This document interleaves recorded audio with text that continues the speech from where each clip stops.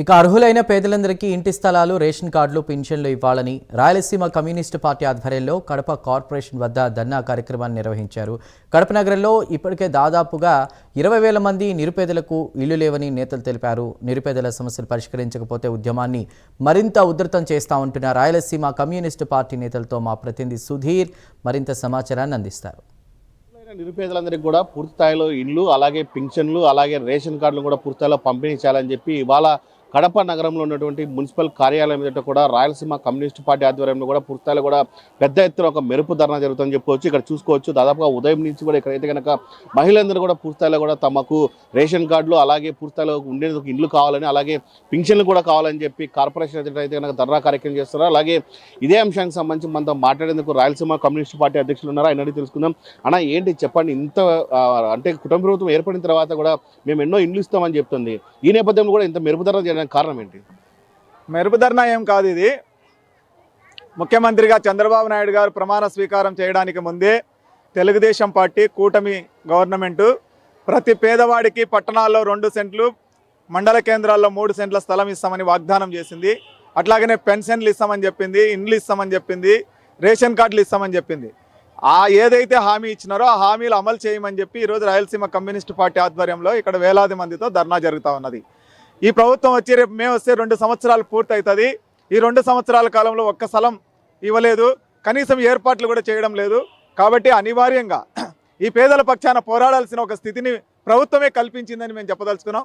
రెండో వైపున ముఖ్యమంత్రి చెప్తుంది ఏంటంటే దండిగా మందిని కనండి, ఎక్కువ కుటుంబాలు ఉండాలా, ఎక్కువ జనం ఎక్కువ మంది రావాలా, జనాభా పెరగాలని చెప్తున్నాడు.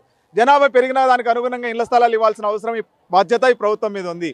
ఈరోజు 20,000 మందికి కడప నగరంలో ఇంటి స్థలాల అవసరం ఉంది.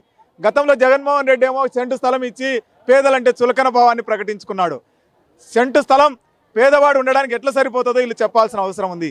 రెండో వైపున ఈ ప్రభుత్వం ఏమో మేము వాళ్ళు ఇంత అన్యాయం చేసినారు, మేము దానా బాగా చేస్తామని చెప్పి 2 సంవత్సరాల కాలంలో స్థలం ఇవ్వడానికి ఏర్పాట్లు చేయకపోవడం అనేది అత్యంత బాధ్యతారాహిత్యం.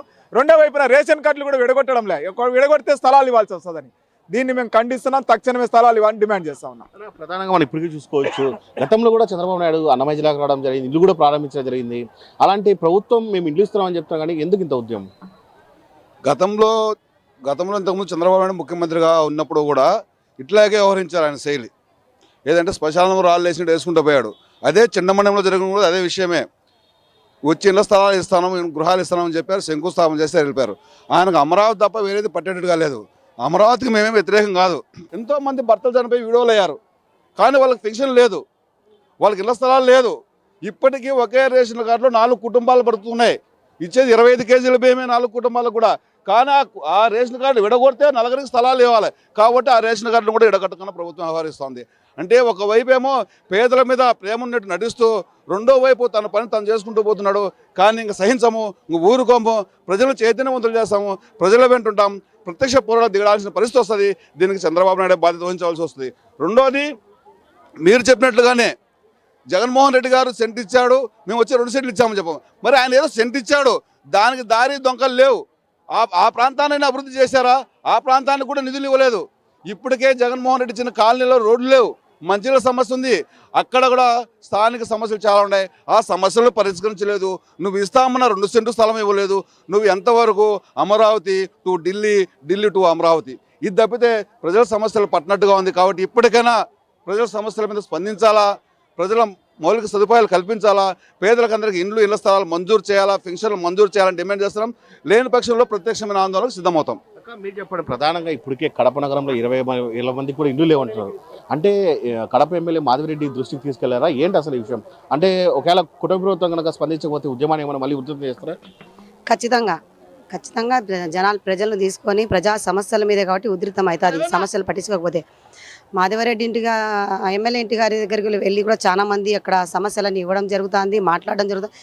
సిగ్గుచేటన్న విషయం ఏంటంటే కనుక ఒక రేషన్ కార్డులో పేర్లు తొలగించడానికి ఉన్నంత ఇంట్రెస్ట్, పేర్లు దాంట్లో ఎక్కించడానికి కొన్ని వేల నెలలు పడుతుంటాయి, సంవత్సరాలు పట్టిపోతుంటాయి. అర్హులైన వాళ్ళందరికీ పింఛన్లు లేవు. నిజంగానే ఎంతోమంది వికలాంగులు, పుట్టుకతోనే వికలాంగులు ఉన్నారు, సదరం సర్టిఫికెట్లు ఉన్నాయి, వాళ్ళకు పింఛన్ లేదు. భర్తలు చనిపోయిన వాళ్ళు ఉన్నారు, వాళ్ళకు పింఛన్ లేదు. అర్హులైన వాళ్ళకందరికీ ఇళ్ళ స్థలాలు లేవు. మేమేమో ఘనత సాధించినామంటున్నారు. పింఛన్ ఇవ్వాల్సిన కాడ కాదు, మీకు పింఛన్లు ఏడ ఇవ్వలేదో, పింఛన్లు ఏడ సమస్యగా ఉన్నాయో ఆడికొచ్చి మీరు మాట్లాడి చేస్తే దాన్ని న్యాయం చేసిన ప్రజలు కానీ మేము ఒప్పుకుంటాం. కాని పక్షాన ఇప్పుడు ఇటువంటి ఈ రావడానికి కారణంగా ప్రభుత్వమే. ఎందుకంటే ప్రభుత్వం నిర్లక్ష్యం వల్లే సచివాలయాలు ఉన్నాయి. దేనికయ్యా మాకు ఆ సచివాలయాలు ఎప్పుడు పోయినా కూడా వేల నెలల కొద్దీ లాకులు పడి ఉంటాయి. రేషన్ కార్డుకి లాకులు, పింఛన్లకు లాకులు, ఇంటి స్థలానికి లాకులు, అన్నిటికీ లాకు. ఈ లాకులు అయితే ఏమని అర్థము, అన్ని లాక్ పెట్టేస్తారు. ఓకేలండి. ఇది ముఖ్యంగా చూసుకుంటే కనుక దాదాపుగా కడప నగరంలో దాదాపుగా ఇప్పటికీ 20,000 మంది ఉన్నారు. ఆ 20,000 మంది కూడా పూర్తిలో ఇళ్ల పట్టాలు ఇచ్చి వాళ్ళందరూ కూడా ఆదుకోవాలని చెప్పి రాయలసీమ కమ్యూనిస్ట్ పార్టీ ఆధ్వర్యంలో కోరుకున్న పరిస్థితి ఉంది. అయితే ఇప్పటికే దాదాపుగా ప్రభుత్వం ఏర్పడి 2 సంవత్సరాలు అయింది, ఇంకా ఆగే ప్రసక్తి లేదు. ఉద్యమాన్ని అయితే కనుక పూర్తిలో ఉధృతం చేస్తామని చెప్పి రాయలసీమ కమ్యూనిస్ట్ పార్టీకి చెందినటువంటి అధ్యక్షుడు రవిశంకర్ చెప్తున్న పరిస్థితి ఉంది. మున్సిపల్ కార్పొరేషన్ నుంచి వీడియో జర్నలిస్ట్ రాకేస్తూ సుధీర్, ప్రైమ్ న్యూస్, కడప.